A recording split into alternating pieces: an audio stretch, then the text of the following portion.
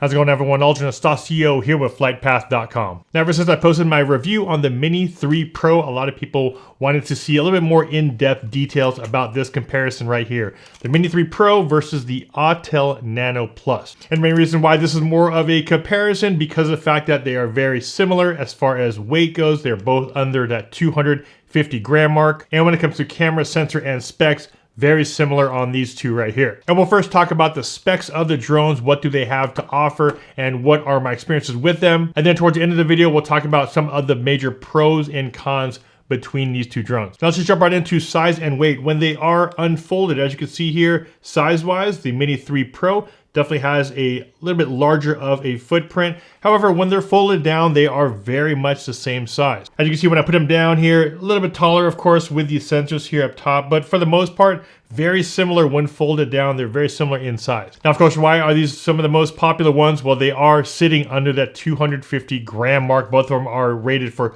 249 grams with the standard batteries in them as far as the Mini 3 Pro. Now, the 250 gram mark is pretty important for some people in certain areas. There's less regulations for drones under 250 grams. Now, next, let's talk about pricing of these drones. Autel actually just recently had a price cut. The drone for the Nano Plus used to be $949, and that comes with the drone and your remote control. They've recently lowered that price now to $879, and you get the standard package. You get the drone, remote control, and all the standard accessories that would come with it. Now for the DJI Mini 3 Pro, we have a similar package which runs you $759. You would get the drone and the RC-N1 remote control. This would be the standard remote control for the Mini 3 Pro. The one thing that DJI did release though with the Mini 3 Pro is the ability to upgrade to this remote, which is the DJI RC. I really like this combo right here, and if you were to get this combo, the drone and the remote control, comes out to $909 USD, and I just like this because you don't have to have your mobile phone attached. These remote controls right here, you're going to need a mobile device attached to it in order for you to see your screen and change all of your settings. Next, we'll talk about flight time in the air, and for me, when I normally do a flight time test, I'll just normally do a hover test. Now for the Autel Nano Plus, the standard battery that comes in your drone is rated for 28 minutes, and the standard battery, or the 249 gram and under battery on the DJI Mini 3 is rated for 34 minutes. Now I did my own standard hover test like I normally do with all the drones, and actually I put these up in my backyard when there's a lot of wind going on. Just for a standard hover, I was able to get 22 minutes on the Autel Nano Plus, and for the Mini 3 Pro, I was able to get about 26 and a half minutes on this standard battery here. The one thing I do like that DJI has to offer over the Nano Plus is that they not only have the standard battery, which is available, but they also have this extended battery, the 47-minute rated battery for the Mini 3 Pro. Of course, a lot of people are putting these head to head because of the camera quality. Camera sensors on these are very similar. On the DJI Mini 3 Pro, we have a 1/1.3 inch CMOS sensor, and here on the Autel Nano Plus, we have a 1/1.2 inch sensor. And when it comes to aperture size, we have an f1.7 on the Mini 3 Pro and an f1.9. Both these cameras have nice, really wide open apertures, allowing you to get more light in low light scenarios. One of the newest features that we do have here on the Mini 3 Pro, which we don't have here on the Nano Plus, is the ability to do this vertical or portrait shooting on the drone. For a lot of people that are into social media that post on everything from TikTok, Instagram Reels, stories, everything is in that portrait or vertical mode, and now you're able to easily, with a tap of a button, switch that camera from horizontal to portrait mode. Now, because these drones are super small and light, they are pretty prone to take on a lot of wind. So when they're up there in the air, you can kind of see them fighting the wind a lot. They are both rated for level 5 wind resistance. The one thing I did notice though, when putting a lot of them side to side, is that you'll see a lot more kind of just smaller jerky movements on the Nano.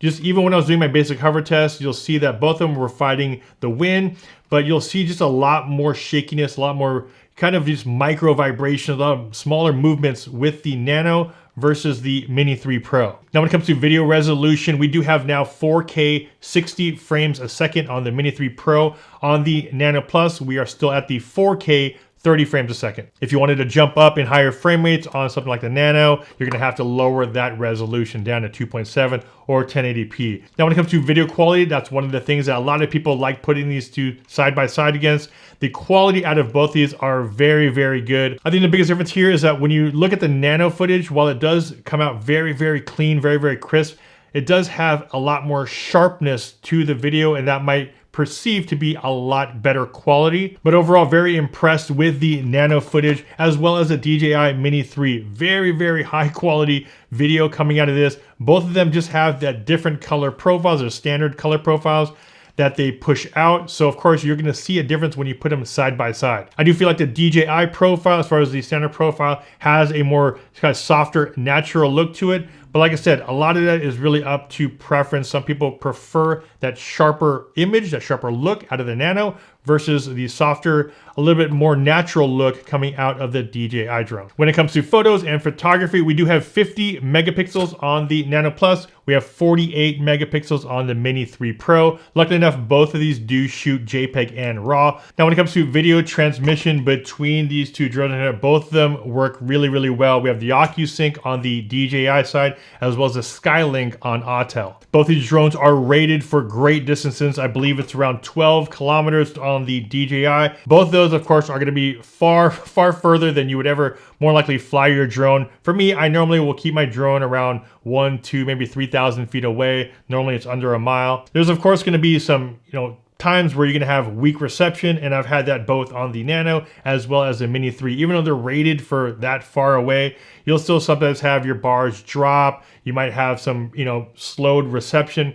But for the most part, once you adjust it, once you reassess where you're pointing your antennas, you'll more than likely have some pretty good range as far as line of sight goes. Next, we'll jump into the intelligent flight modes. And the reason why we're able to have intelligent flight modes is that both of these do have obstacle avoidance. We have sensors here on the very front on both of them. We have sensors here at the very bottom and also on the back. Testing out obstacle avoidance on both of these work fine. Nothing too crazy. It will send something in front, behind it, and both the drones will just automatically slow down. The one thing that is nice about the DJI drone is that it does have APAS, so even if it does come up to an obstacle, if you have APAS turned on, you can choose to have this drone go around it, go on top. You're able to change what you want the drone to do when it faces an obstacle. We don't have that option here on the Nano. Once an obstacle is detected, it'll warn you in the app and it'll just automatically slow down and stop. Some of the other intelligent flight modes include quick shots. So if you're not familiar with quick shots, basically a bunch of automated features you're able to do. Some intelligent modes where you're able to press a button and the drone will either automatically do a droney, it'll do a circle around the subject, it'll go on top of the subject. Both these drones have that. They're called quick shots here on the DJI side. Autel has different words for them. They call it rocket and flick and orbit and fade away, but very similar to the quick shots if you're used to the DJI one, very similar on the Nano. The one thing that was very frustrating with the Nano Plus is that this thing was released back in January and they advertised dynamic track on all their drones, and it never came. It came so later down the line. Now, I've tested the DJI Mini 3 multiple times when I went to the hill, also out front here, and also chasing, boats and things like that. Never really had any issues with this. This thing does really, really well when it comes to follow me functions, active track, spotlight, as well as point of interest. There are, of course, those times where, subject will be lost if it's trying to track a little bit too fast. But I mean, for the most part, it does what you expect it to do. The one thing with the Autel drone is that it took them 5 or 6 months to come out with the follow me function for the Nano. And just doing some basic tests out in front of my house, I put this thing in track mode and just had it follow me from behind. And for some odd reason, I kept getting warnings of insufficient space to track, tracking will exit. And there was no contrast issues. It was bright day. I was in the middle of my street. So, sometimes when I would do some of my tracking, I would kind of, maybe try to understand, hey, maybe it lost me in the shadow. This thing right in the middle of the street kept losing me for some odd reason. So even basic tracking still seems a lot further away, a lot further behind than the Mini 3 Pro. All right, I'm actually cutting into this video because I'm editing the video that you're currently watching right now. And the one thing is that I realized was wrong with the tracking or dynamic track on the Autel Nano, and I haven't talked to Autel about this at all, is the fact that it actually wasn't supposed to be, or not, it's still not actually updated in the app. What's weird is it worked. And the reason why it worked is because I think I kind of did some, well, not really a hack, but basically what I did was I flew the Light, the Autel Light, and that actually does have the dynamic track on there. They did update dynamic track on the Light. They didn't update it on the Nano. And when I went on their website, very bottom of the dynamic track image, it does say it will be released in a future firmware update. But what was interesting is that when I did fly it, I flew the Light first, and then I flew the Nano Plus. And this might just be not really a hack, but what's happening is that when the Autel app was still open, it then opened up with the Nano, and it already had the tracking available when I was flying the Light. So I think what was happening is that it was giving me the ability to actually kind of use tracking, but it just didn't work well. As you guys saw, I kept getting these little prompts, these little notifications saying that there's insufficient space and things like that. So it just wasn't really working well.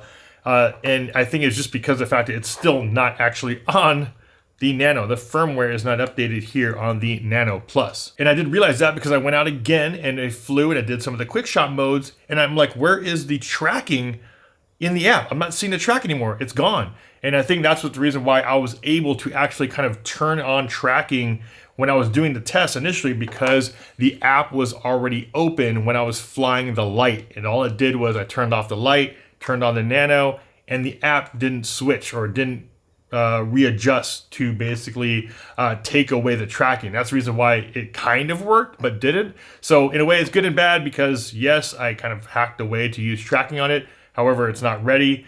And it's bad because we are now in June and we still don't have the proper tracking on the Nano Plus. So just wanted to give that disclaimer out there, because some people are going to be like, oh, I didn't know that there's tracking on the Nano.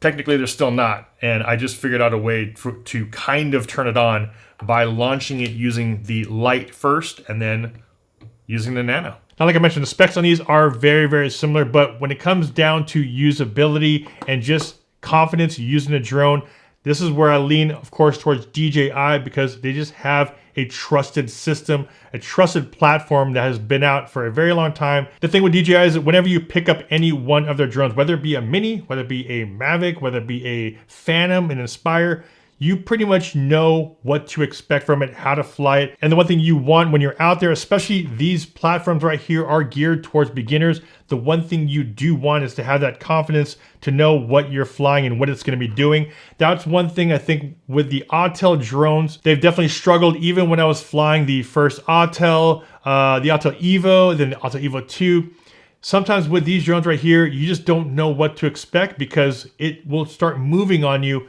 when you're not actually trying to pilot it in a specific way. The DJI drones in general just feel a lot more responsive, a lot more accurate to what you're doing on the sticks versus the Autel drones. Also, speaking of firmware updates, that's one thing you just don't know with the Autel drones, is that when are they gonna do the updates to give you some of these features in a more reasonable amount of time. Like I said, this drone came out in January, and most people just barely started getting the tracking feature for the past month, 2 months now. And that was something that they were, really pushing forward with these smaller drones. It has obstacle avoidance, it has tracking, but it took them 4 to 5 months to put it on here, versus here we already have that in there, and you already know what to expect with the drones. Now, granted, we didn't get the same thing on the Mavic 3. The Mavic 3 did take about a month and a half or so to get the tracking and to get a lot of the features, and also we're still getting firmware updates on the Mavic 3. But at least we know that when it's stated in there that it is going to be coming, we know it's more likely going to come. Now, one of the biggest benefits of the Autel drones, though, and I've talked about this when I talked about the Light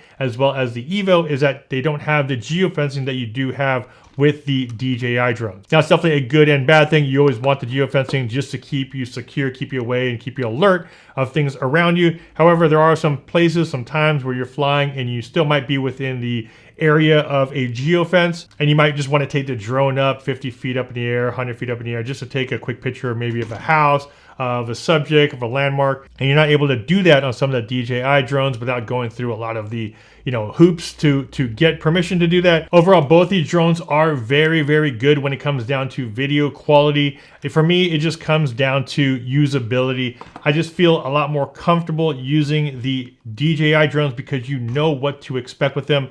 Every single time I put the Nano up in the air, there's always something quirky, something either jittery, moving, the sticks aren't responding the way I anticipate them to. And because of that, I'm optimistic that Autel will always come out with a firmware update, but like I said, those firmware updates sometimes take a very, very long time. And there it is, guys. You guys wanted me to talk a little bit more in depth about these two drones right here ever since I posted my review video on the Mini 3 Pro. So I just want to give you guys a lot more details if you guys are shopping around and trying to find what's the best or what drone I want to get that's under 250 grams. What's my best bang for buck? What are the pros and cons? Hopefully I was able to answer some of those questions here in this video. As always, if you guys got some value from this video, a big like would be much appreciated. Don't forget to subscribe, hit that bell to be notified when I post new videos. Of course, if you guys want a lot more DJI Mini 3 content, I have a full playlist down below. And also if you're interested in the Nano Lite, I'll leave those links down below as well. This is Autel Nano with FlytPath.com. I'll see you guys in the next video. Take care.